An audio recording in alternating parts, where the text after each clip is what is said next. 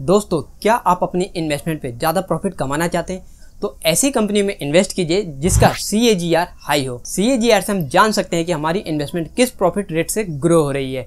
नमस्कार दोस्तों, मैं अखिलेश कुमार आज की वीडियो में आपका स्वागत करता हूं और आज हम जानने वाले हैं कि CAGR क्या होता है और इसे कैसे कैलकुलेट किया जाता है, और साथ ही हम लाइव किसी कंपनी या इंडेक्स का CAGR कैलकुलेट करके देखेंगे। तो चलिए स्टार्ट करते हैं।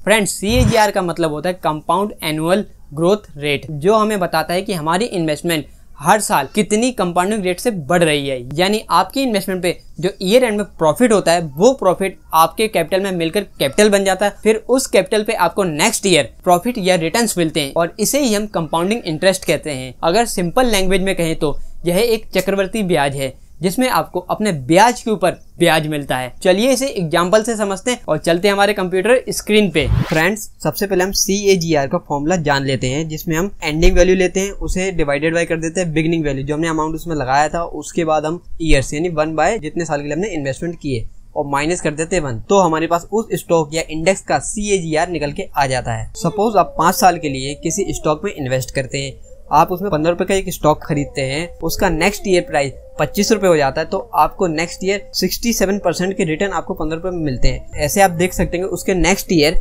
आपको 12% मिलते हैं। नेक्स्ट ईयर आप देख सकते हैं कि जो 28 रुपए का स्टॉक था वो सडनली 22 रुपए हो जाता है, तो आपको 21% के लॉस भी होते हैं। लेकिन आप लॉन्ग टर्म में देखते हैं तो आपके 5 साल पूरे होने के बाद जो आपने 15 रुपए इन्वेस्ट किए थे वो 40 रुपए बन जाते हैं। तो ऐसे में आप ओवरऑल रिटर्न्स कैलकुलेट करना चाहते हैं तो आपको सिंपल इसमें क्या करना होगा, आपको जो आपका फाइनल प्राइस है उसे आप फाइनल वैल्यू है उसे आप लेंगे, तो यहाँ पे आपकी 40 रुपए है, तो फाइनल प्राइस और माइनस कर देंगे आप जितने में आपने वो स्टॉक खरीदा था, तो 15 रुपये माइनस कर देंगे, देन उसे डिवाइडेड कर देंगे 15 रुपये से ही, तो आपको फाइनल रिटर्न्स निकल के आ जाएंगे कि 5 साल में आपने कितने रिटर्न्स कमाए उस इन्वेस्टमेंट के ऊपर। तो आप देख सकते हैं कि आपको जो 5 साल में आपने जो रिटर्न्स कमाए 167 आपको रिटर्न्स मिले हैं। ये तो हो गई कि आपने 15 रुपये में खरीदा और 40 रुपये में बेच दिया, तो टोटल ओवरऑल जो आपको रिटर्न्स मिली वो 167% मिली। और यहाँ पे हमने देख लिया कि हर साल हमें कितने रिटर्न्स मिलते रहे, किसी साल हमें 67% मिले, किसी साल में 12% के मिले, लेकिन हमें पता नहीं चल पा रहा है कि हमें टोटल 5 सालों में कितने रिटर्न्स कंपाउंडिंग तरीके से मिले। तो इसे ही हम CAGR से जानते हैं, जो कहलाता है कंपाउंड एनुअल ग्रोथ रेट। तो दोस्तों, यहाँ पे हम CAGR 2 मेथड से निकाल सकते हैं। पहला हमारा जो फॉर्मूला हमने देखा था कि हम and value divided by beginning value और उसकी कितने साल तक आपने उसमें इन्वेस्ट करके रखे और -1, तो इस फॉर्मूले को हम लेते हैं और इस फॉर्मूले से हम अपनी इन्वेस्टमेंट के CAGR कैलकुलेट करते हैं। तो यहाँ पे हम पहले मेथड में देखेंगे कि हमें क्या करना है, इक्वल टू जो हमारी एंड वैल्यू है, तो एंड वैल्यू हमारी यानी फाइनल वैल्यू है 40 रुपये, उसे हम डिवाइडेड बाय कर देंगे हमारी बिगनिंग यानी स्टार्टिंग वैल्यू, तो यहाँ पे 15 रुपये है, और उसके बाद हम करेंगे यानी हमने कितने साल के लिए इन्वेस्ट किया। तो आप देख सकते हैं कि हमने जब ये टोटल 5 साल के लिए, यहाँ पे 6 साल मेंशन हो रहे हैं,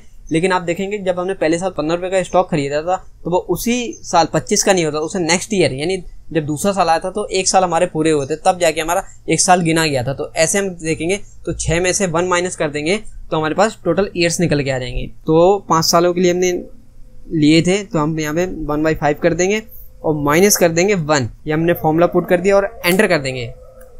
तो देखिए हमारे पास यहाँ पे इसके रिटर्न CAGR का रिटर्न्स निकल के आ गए। तो आप यहाँ पे देख सकते हैं कि हमें पूरी इन्वेस्टमेंट पे 22% का कंपाउंड एनुअल ग्रोथ रेट मिला है। इसे आप ऐसे भी समझ सकते हैं कि आपने 15 रुपये का कोई स्टॉक खरीदा, फिर उस पे नेक्स्ट ईयर आपको 22% के रिटर्न्स मिले, तो 22% रिटर्न ऑन 15 रुपये के ऊपर, तो वो होता है 3 रुपये 30 पैसे, तो वो आपके ऐड हो जाएंगे 15 रुपये में, तो वो आपके बन जाते हैं नेक्स्ट ईयर 18 रुपये 30 पैसे। तो इस 18 रुपये 30 पैसे पे ही आपको रिटर्न्स नेक्स्ट ईयर मिलेंगे। तो 18.30 पैसे पे आपको 22% का ग्रोथ मिली यानी इंटरेस्ट मिले, तो आप देख सकते हैं कि वो 4 रुपये 3 पैसे हुआ, तो वो फिर से आपकी कैपिटल में ऐड हो जाएगा और वो बन चुका है आपका 22 रुपये 33 पैसे। तो फिर इस 22 रुपये 33 रुपये के ऊपर आपको 22% नेक्स्ट ईयर दोबारा से रिटर्न्स यानी आपको ग्रोथ मिली। तो इसे आप यूं समझ सकते हैं कि जो आपका इंटरेस्ट यानी ब्याज है वो कैपिटल अमाउंट में ऐड हो रहा है, फिर उस पे भी आपको इंटरेस्ट यानी ग्रोथ मिल रही है। इसे हम चक्रवर्ती ब्याज कहते हैं कि आप ब्याज के ऊपर ब्याज कमा रहे हैं। ऐसे आप देखते जाएंगे कि आपको हर साल अपने इंटरेस्ट के ऊपर रिटर्न्स मिलते रहे हैं 5 साल के अंदर। फ्रेंड्स, ये तो हो गई हमारे पहले मेथड की बात कि आपने इस फॉर्मूले में पुट करके देखा और कि आपको हर साल 22% की ग्रोथ आपको मिल रही है, यानी कंपाउंडिंग ग्रोथ मिल रही है। तो ये तो बात हुई फर्स्ट मेथड की। अब हम देख लेते हैं अपना सेकंड मेथड। ये बड़ा सिंपल मेथड है, आपको फॉर्मूला याद करने की जरूरत नहीं, आप सिर्फ एक्सेल शीट में रेट याद करिए, यानी इक्वल टू आपको टाइप करना है रेट। तो आप देख सकते हैं कि फॉर्मूला यहाँ पे निकल के आता है और इस फॉर्मूले के हिसाब से आपको इसमें वैल्यू पुट कर देनी है। जो एनपीआर है इसका मतलब है कि आपने अपनी इन्वेस्टमेंट कितने सालों तक की। तो इस केस में हम देख सकते हैं कि हमने 5 सालों तक की, तो हम यहाँ पे 5 साल यहाँ पे पुट कर देंगे और उसके बाद हम कोमा लगा देंगे। फिर आता है PMT, यानी पर मंथ अमाउंट आपने कितना पे किया। तो हमने पर मंथ नहीं किया, हमने एक ही बार में ही 15 रुपये इन्वेस्ट किए थे और फिर बाद में 5 साल के बाद 40 रुपये जब उसका रेट हुआ तो हमने बेच दिया, तो पर मंथ हमारा यहाँ पे 0 हो जाएगा। अब लिखते हैं PB, यानी जिस प्राइस पे हमने स्टॉक वो पिक किया था, जिसे हम कहते हैं स्टार्टिंग वैल्यू या बिगिनिंग वैल्यू।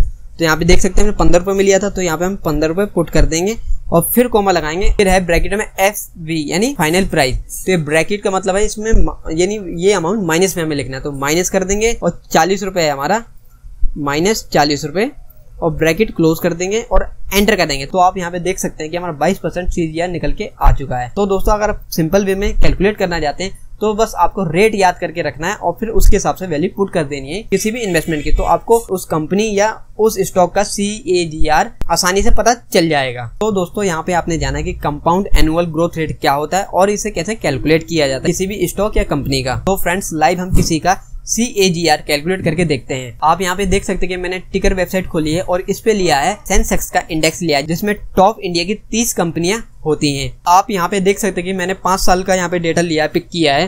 तो इसका वेबसाइट पे CAGR रिटर्न आ रहा है, वो 13.8% निकल के आ रहा है। हम इसे कैलकुलेट करके देखते हैं कि हमारा भी इतना आ रहा है कि नहीं आ रहा है।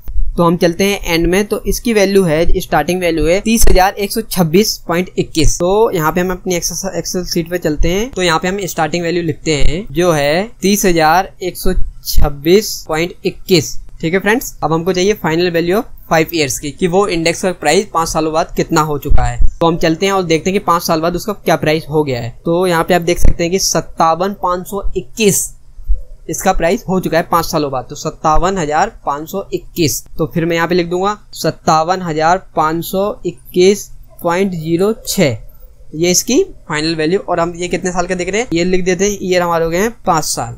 ठीक है फ्रेंड्स, तो अब यहाँ पे हम फॉर्मूला पुट कर देते हैं और इक्वल टू लगाते हैं और रेट लिखते हैं, ब्रैकेट लगाते हैं। देन उसके बाद NPR का मतलब होता है कि कितने सालों के लिए, यानी 5 साल के लिए हमने इन्वेस्टमेंट की थी। उसके बाद हम कोमा लगाते हैं और उसके बाद आता है PMT, यानी हर महीने कितना पैसा जा रहा था। तो हर महीने नहीं जा रहा था तो 0 कर देते हैं। उसके बाद हमें लगाना है PB का मतलब होता है स्टार्टिंग वैल्यू, यानी हम कितने रुपए में वो खरीदा था। तो यहाँ पे स्टार्टिंग वैल्यू हमने ये ले ली है। उसके बाद फिर कोमा है और ये हमने जो ब्रैकेट में, ये हमें माइनस में लिखना है, तो माइनस कर देंगे और यानी 5 सालों बाद उसका करंट प्राइस क्या है। तो यहाँ पे ले लेते हैं ये और ये ब्रैकेट बंद और एंटर कर देते हैं। तो देखिए यहाँ पे सेंसेक्स का CAGR 14% निकल के आया है। तो इस तरीके से आप किसी भी इंडेक्स या किसी भी कंपनी का CAGR इजिली कैलकुलेट करके देख सकते हैं कि आपको हर साल अपनी इन्वेस्टमेंट पे कितनी कंपाउंडिंग इंटरेस्ट जनरेट किया है, यानी प्रॉफिट कमाया है। इंटेलिजेंट इन्वेस्टर कहते हैं कि किसी भी कंपनी या इंडेक्स का CAGR जितना अच्छा होगा, लॉन्ग टर्म में हमें उतने ज्यादा अच्छे रिटर्न्स मिलेंगे। अगर उसका CAGR लो है तो उसमें अच्छे रिटर्न्स नहीं मिलेंगे। तो हमें किसी में भी इन्वेस्टमेंट करने से पहले CAGR जरूर कैलकुलेट करना चाहिए। आई होप दोस्तों आपको वीडियो पसंद आई होगी, तो लाइक करें, शेयर करें और चैनल पे अगर पहली बार आए हैं तो सब्सक्राइब करना ना भूलें। अगर आपके पास वीडियो और चैनल से रिगार्डिंग कोई सुझाव हो तो कमेंट बॉक्स में जरूर बताएं। तो मिलते हैं नेक्स्ट वीडियो में, तब तक सीखते रहिए, आगे बढ़ते रहिए और यूं ही मुस्कुराते रहिए।